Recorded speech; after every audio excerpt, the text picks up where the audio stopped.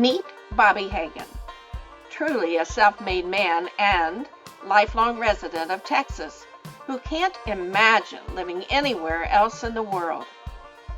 As a retired barber, Bobby has met all types of people and listened to countless stories from dedicated patrons who not only came to his barber shop for a cheap but good haircut, but who also came for a counseling session with Bobby. For you see, Bobby is one of those people who has never met a stranger and who has something to say on just about everything. Now in his 80s, Bobby lives with his wife Helen and son Wendell on his own piece of paradise on a small ranch just outside of Dallas. His daughter Paula and her family also live nearby in Texas. During a recent visit, I talked with Bobby and gained some interesting perspectives on life, according to Bobby. I think this old boy, I tell him, I said, Nick, I want you are kind of responsible for me being happy and doing so good. I said, one-eyed and didn't have no education. Hell, he couldn't get a job doing nothing. He'd be one-eyed, they ain't gonna hurt. They said, no, we can't. They don't care, I don't guess, but they said they wasn't allowed to or something. And I said, you think I can be a barber? And he thought about it for a while, just like he's really studied. I said, you think, with the one eye, I said, you think I can? He said, well, I don't know why he couldn't. And I said, damn, boy, that's what I loved that. I said, it wasn't like working. I said, just, can you imagine just talking and laughing and going on and somebody give you some money? And I had a house full of people all the time. Well, if it hadn't been for him, it'd have been a different life for me, wouldn't it? Yeah. Huh?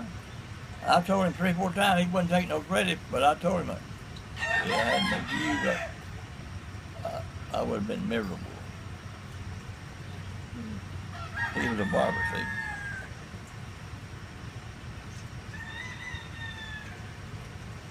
How did you lose your eye? How did Shotgun. Who shot you? This boy lived out there, but he never did come see me, but he come over there that day, and I was so proud. Hey, I was so proud he come see me. I can still remember the feeling I had. You know, that'd be silly to some people, but I can remember the feeling I had. Such a good feeling about him coming over to see me play and stuff. And I guess he brought that shotgun with him, and we was gonna go walk down there on the creek, and he shot me, like to kill me. It was an accident, right? I guess, I don't know. I've been telling people all these years it was an accident, but I don't remember. He never did say his sorry. Hell, I know. How'd I know what he's at?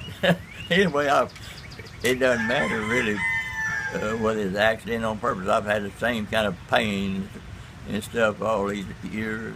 But here's what I looked at.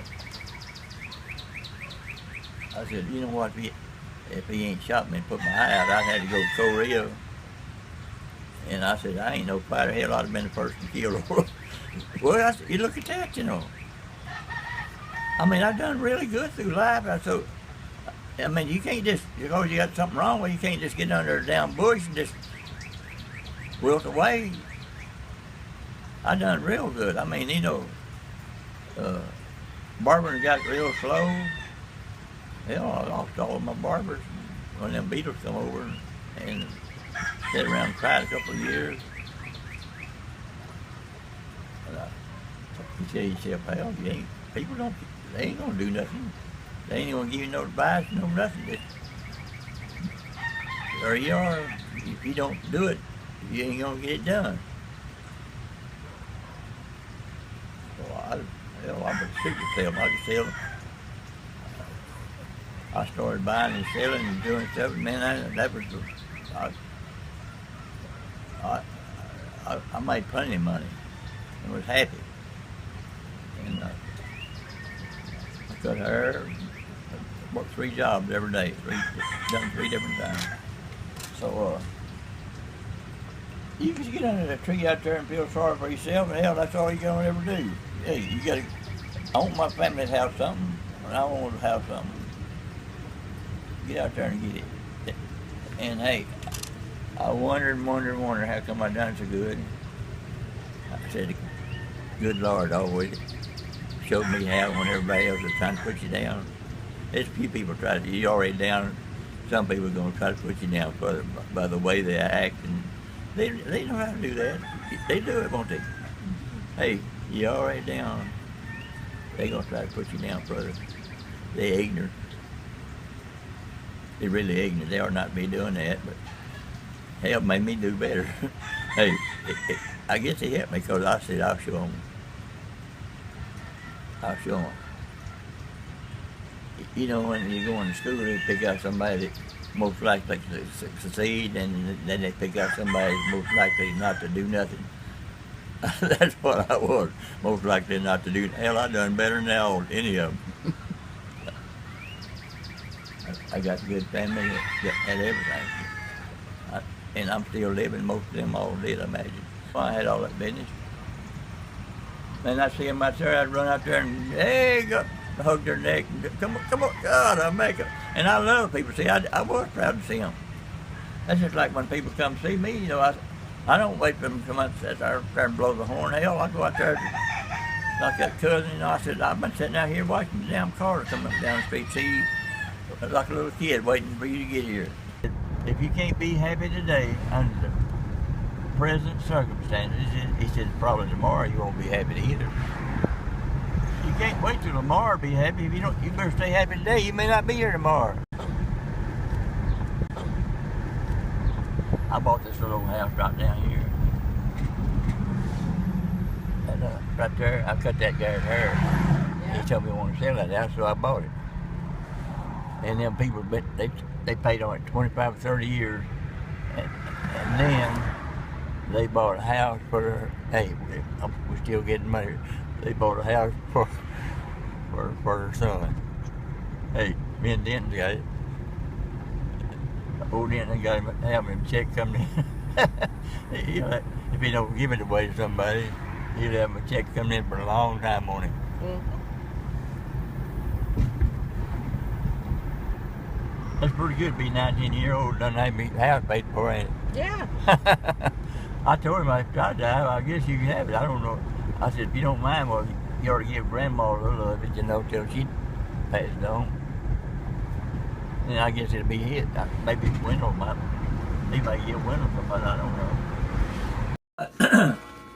I used to cut this little German's hair, and he come riding up down there one day on a bicycle one morning, and it had a basket on that, little basket on front, wire basket on front of that bicycle, and it had a possum in it. This was back in the 50s. He said, can I trade you a possum for a haircut? I said, oh yeah, I didn't want no possum, but I'll just pass by him. I cut his hair, and then I was thinking the next guy come along, we had a bunch of people in there. I said, you want a possum? Yeah, I'll take it. I don't think nobody ever traded a haircut for a possum. They might have back in the old days, but I thought that was pretty good. Something to talk about anyway. Oh yeah, it's women is wives are the backbone of the family. It took me for a long time to figure that out. Men think they run things, but women is one runs things, they're the ones that gets things done. If it wasn't for the women, your family and your household would fall in, because they keep everything going. They don't ever stop. They go out and work and cook, and hell, their job don't never end. They're working 24 hours a day. And if it's a good woman, they're the ones that takes care of everything. You plan on a vacation, all you got to do is get yourself ready to go, and she packs everything. All you got to do is get your razor and shaving soap, and that's it. They put all your clothes in, and I bet people don't realize that, do they? Women, that, ever since I can remember, they run. They don't take that responsibility. I mean, and take no record of it. They let their husbands and things think they run things, but they actually doing it themselves. And I think that's good. Religion. When I was a little boy, my daddy told me what my name was, and he told us there's a God in the heaven and hell, and you start believing that. If you don't, you're in trouble. I'm not eat up with it, just fanatic on it. Some of them old preachers say, "Oh, don't think about no worldly things." Man, if you didn't think about worldly things, the world would fall in. You got hell. It don't make no sense. They are not going around talking like that. You got to prepare for.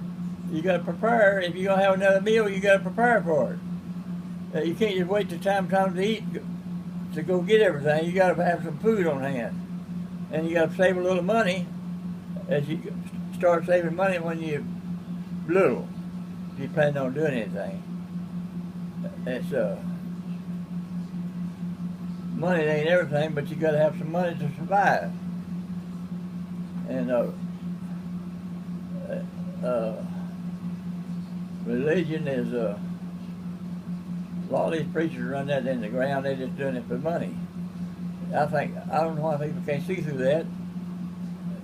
When they get up there, that all you see is a give, and don't do, and the minimum 5,000. Can you believe that? Hey, say the minimum give 5,000. They got that on TV.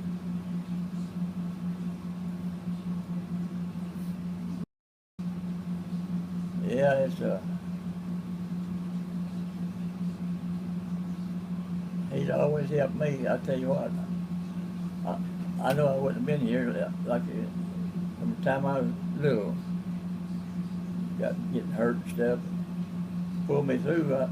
Most everything I done was I could have got killed. I mean, not everything I done, but when I get hurt, I could have got killed over it. There ain't too many people got shot with a shotgun and a bullet in their brain, one of them, and still been able to function and live a pretty good normal life.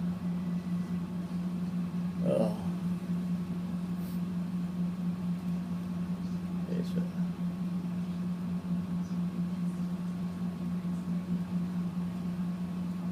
but you got to want to do something. You can sit around and think about other people. Hell, they didn't get that by just sitting around. I don't care how good an education you got. You can't just go home and sit down. You got to do something. Ain't that right? Absolutely. Hey, with a good education, you can do better, but you can't just go home and sit down. You got to work 24 hours a day. Plan, skimp around, save, try to see your family does good, and have good luck. Them black people, they don't say luck, they say you're blessed. I said, that's right. They all say that, don't they?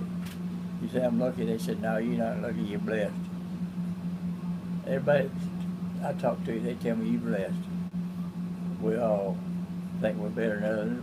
I always think, we think we're smarter and better looking than I think that's all right, don't you think that? Hey, I'm talking about, not really hateful way, but I'm talking about if you don't think, just like I was a barber, I thought I was the best there was. If you don't think you're good, you ain't gonna be no good. Don't you think you're good at what you're doing? Hey, it's proud. Hey, you wouldn't have no get up and go much at all if you didn't think you was good. True. Hey, you see other people doing something, you see that. I don't even have to worry, but I can do that 10 times better than they could. Every haircut I look at on TV, I can improve it. You start looking at the haircuts.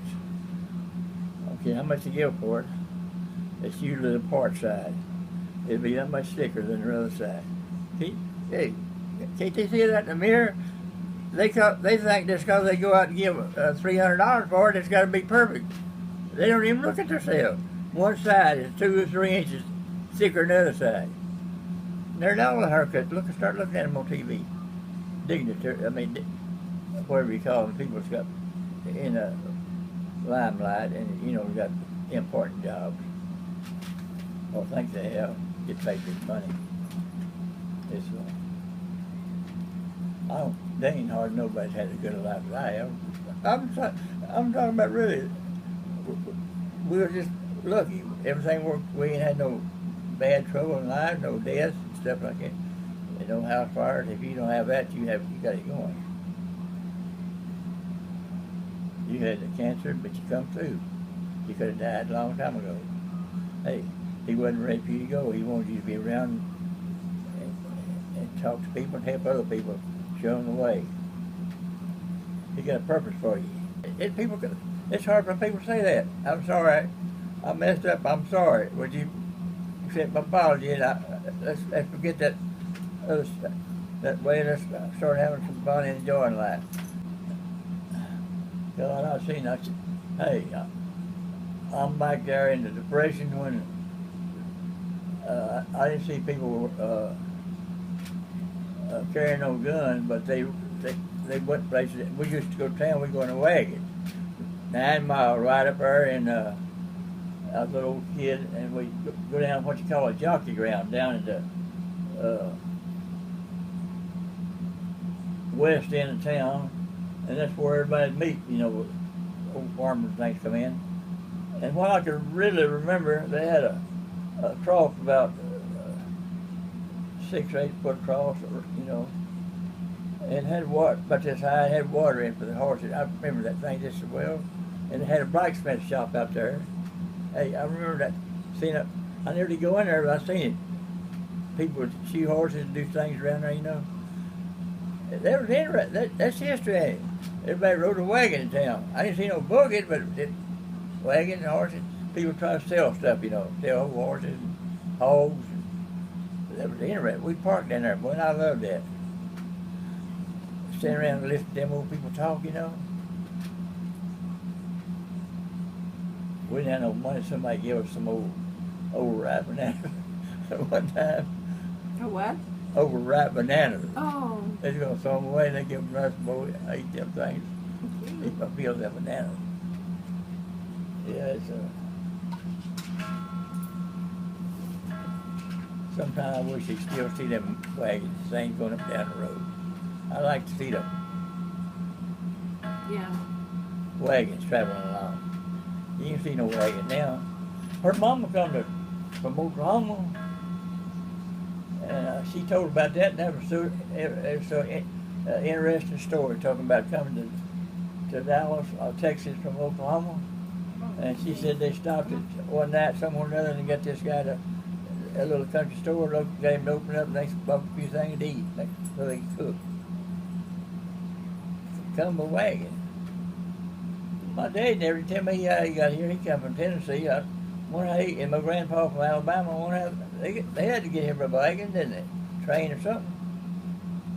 What year did the train come in?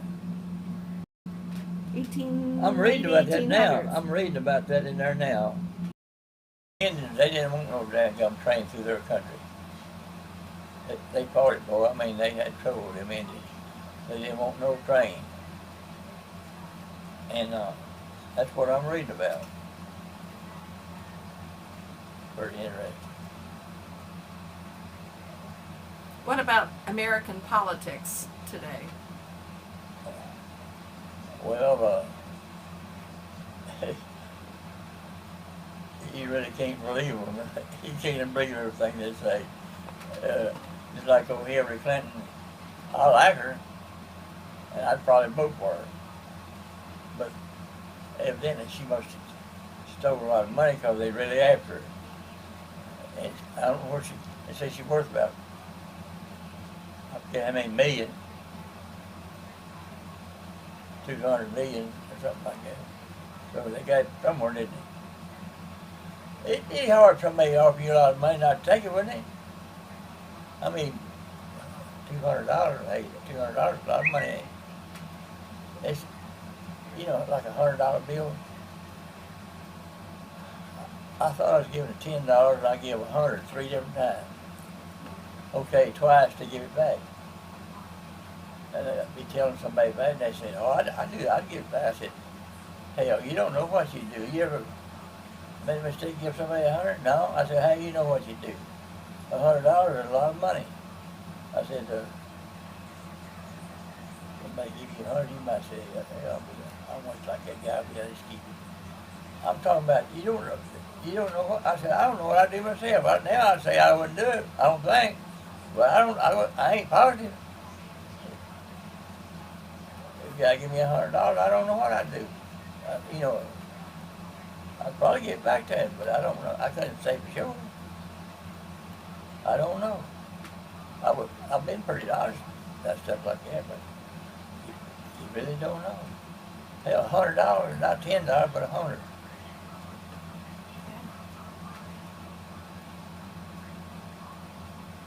That's why people do it. Things they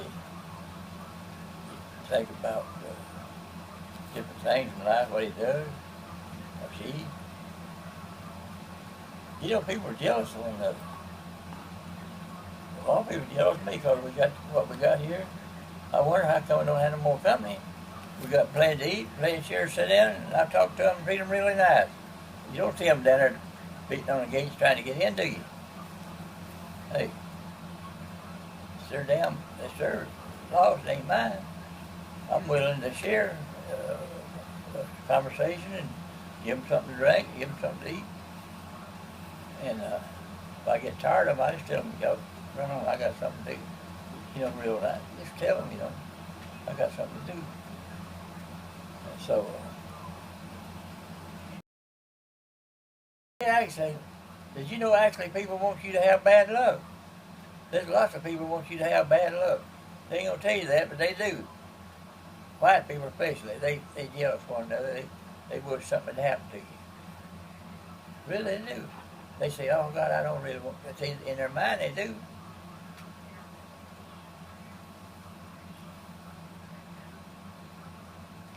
That's where I had all my trouble at. I didn't have no trouble making a living, but my competition hated me. I had a good business, and they tried to put me out of business. Competition gave me out of trouble every day, all day, every day. I mean, I had business. I didn't go down and sit around and read papers and magazines. Hell, I was busy. I mean, not always, but I'm talking about most of the time. Through the 50s, 60s, and 70s, I was busy. And after that, I slowed down. But until I used to have so much business, I had to lock the door, keep them out. When the standing on Buckner, we'd have 25, 30 people in there, and the door was over here facing the sun, so lock the door, we'd work them out, a bunch of them, and then they'd open the door, but they'd come in the 10, 11 times. That's the truth. Everybody that knows me was verified too. Yep, I've seen that happen. But you tell both people, they think you just bull for him. That's a true story. That's because I love people, and we love people. It doesn't just get their money, but they like us. That's why I told you, hey, if they don't like you, they ain't coming back. I don't care how good you cut their hair. There wasn't no problem cut their hair. I'll cut people good haircut any kind. Now once in a while somebody try to make you think, insinuate, or whatever, that you don't know what you're doing. And I tell them, I said, now what you trying to do, you're going about this wrong. You're kind of nervous and everything, because I don't look like no barber. And I don't read your mind. You don't think I know how to cut hair, but I do. But you can get me in a position where I couldn't, because you trying to make me think I don't know how to do it, and I can't lose my nerves and go along with you. And so let's just change it. Let's change what you think, and then talk about something interesting, and you'll get up. And every time they say, "Hey, that's the best haircut I ever had." Hey, but they tried it, but I learned how to do it. It's like I'm telling you. I tell them that. I said, "You nervous, and you trying to make me nervous. Did you realize I can't do nothing if I'm all up real tight? I gotta relax. You gotta relax. To give a good haircut, you gotta be relaxed. Well, you uptight, you can't do nothing." And so it took me a long time. I finally learned how to do that. I tell them just like I'm telling you. No, you're nervous, and you're trying to make me nervous. Yeah. You use different tactics on everybody,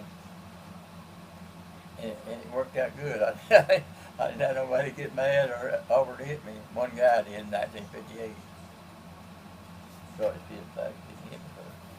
What was he mad about? Huh? What? I don't know. We wondered about that. If, he's gone about 3 or 4 hours to come back. And he like got a whooping because everybody loved me, and barbers and customers and everybody, they come close to giving him a whooping. One old boy just got out of the Marines, and he's plenty tough.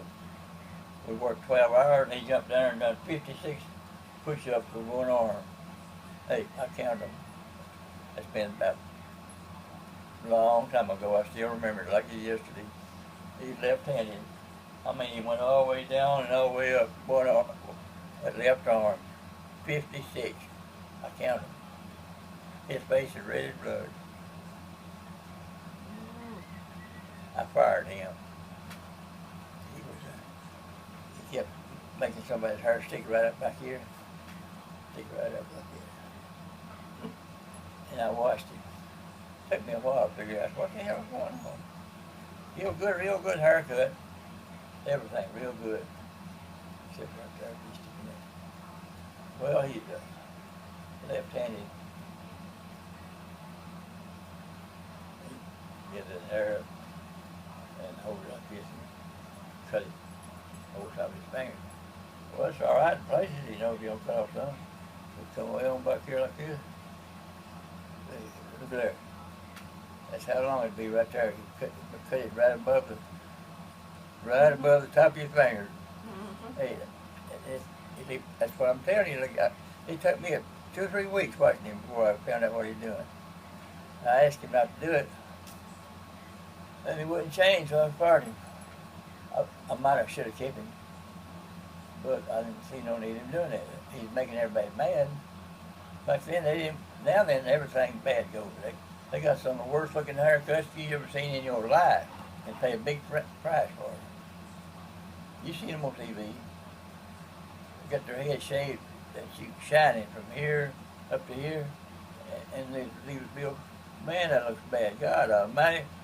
Especially a dark-headed guy. I mean, oh, God Almighty, it looks bad. If you'd cut somebody's hair like that 4 years ago, they would have killed you. How they don't think that looks good. How do they do that? I mean, my God. They like give $30, $40 for them haircuts. I couldn't make, back in my day, you had to want to try to make somebody look good, not bad. Yeah, it's,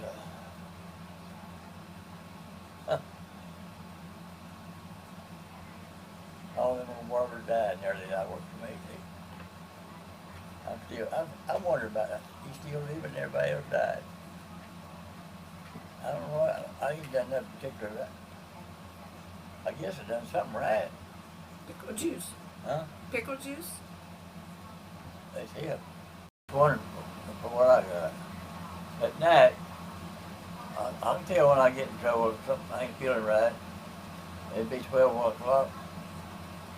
I'll get up, come in here and make me some coffee. They say don't drink no coffee. Hell, coffee's gonna go down in history as a health drink. Coffee is good for you. Kind of talking that right now. They trying to talk that.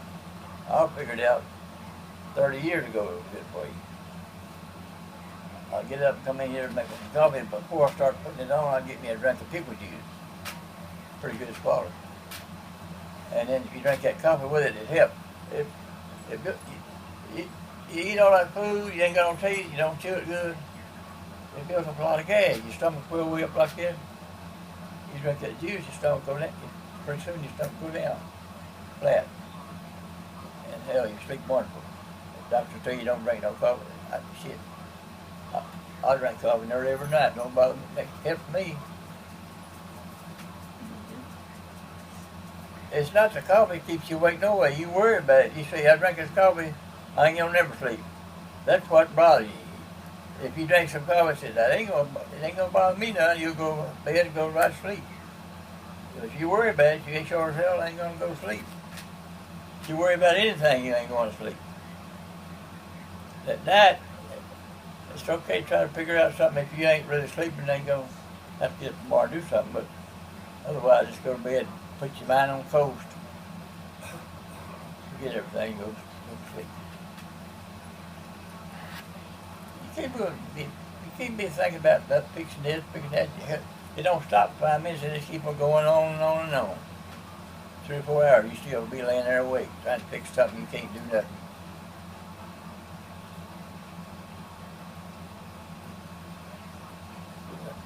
There's a guy told me about that pickle. Well, I didn't think that up on my own. A friend of mine told me I was really sick for years. I spent a lot of money going to the doctor. They run that tube down me 3 times. Put me in that machine. You ain't got nothing wrong with you. It's emotional. It's that and the other. I'm sick. Something wrong with me. Oh, Charlie told me, says, why don't you try eating a slice of dill pickle before you go to bed? A slice. You know, bite it to you. And I tried it a couple times.